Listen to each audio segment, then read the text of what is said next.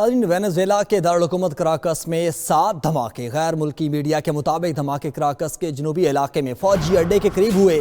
جنوبی علاقے اندھیرے میں ڈوب گئے۔ دھماکوں کے وقت طیاروں کی نچلی پروازیں بھی دیکھی گئیں۔ دھماکوں کی آوازیں سن کر شہری گھروں سے نکل آئے۔ دھماکوں کے بعد مختلف مقامات سے دھواں اٹھتا دکھائی دے رہا ہے۔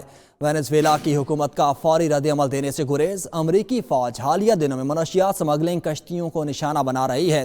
وینزویلا نے منشیات کے خلاف امریکہ کو مذاکرات کی پیشکش بھی کی تھی۔ آپ کو بتائیں، اس حوالے سے وینزویلا کے دارالحکومت کراکس میں 7 دھماکے۔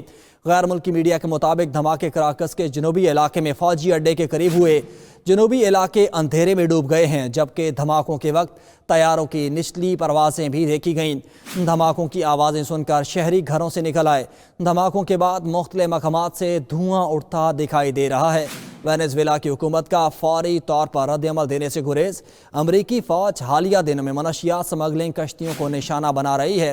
وینزویلا نے منشیات کے خلاف امریکہ کو مذاکرات کی پیشکش بھی کی تھی اور آج 7 مختلف دھماکے سنے گئے ہیں۔ عوام میں خوف و ہراس پھیل گیا اور اس دوران ہیلی کاپٹرز کی پروازیں بھی دیکھنے کو ملی ہیں۔ ساتھ ہی ساتھ نچلی پروازیں طیاروں کی بھی دیکھی گئی ہیں۔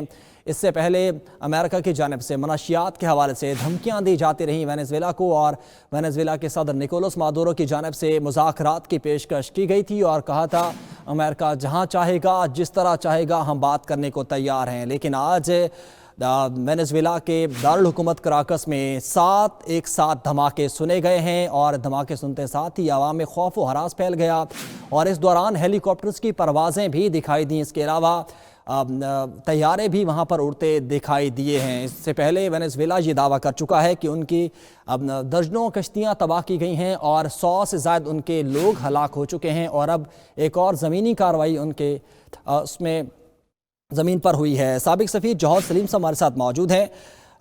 جوہر صاحب، بہت شکریہ آپ کے وقت کا۔ کہیے گا، آج جو وینزویلا میں 7 دھماکے ہوئے ہیں، اس کے بعد حالات مزید کشیدہ ہوں گے یا پھر یوں کہہ لیں کہ ایک اور جنگ ہوتی دیکھ رہے ہیں آپ؟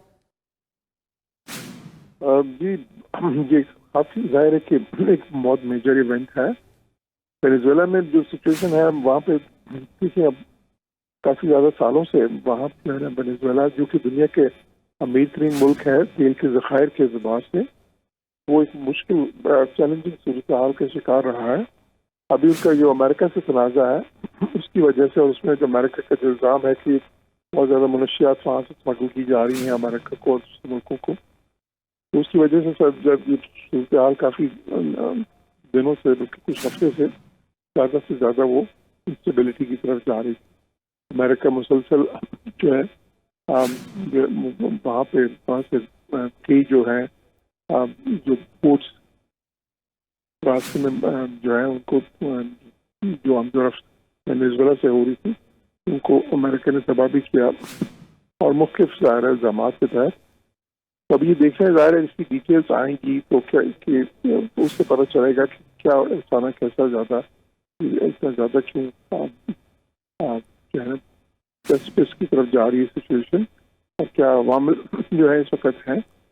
تو لیکن ظاہر ہے اس ملک کے شہریوں کے لیے تو خیر جو بیچارے آگے ہی بہت ہی زیادہ مشکلات کا شکار ہیں۔ وہاں پہ اتنے زیادہ تیل کے ذخائر دنیا میں سب سے زیادہ ہیں ادھر، اس کے باوجود وہاں پہ حالت یہ ہے کہ اکانومی ان کی تباہ ہو چکی ہے، اسٹیبلٹی بھی ہے وہاں پہ، لٹرلی جو ہے نا بیسک جو یعنی حالات کو دیکھ کے لگتا ہے کشیدگی مزید بڑھ سکتی ہے۔ سابق سفیر جوہر سلیم ہمارے ساتھ موجود ہے۔ سر، آپ کے وقت کا بہت شکریہ۔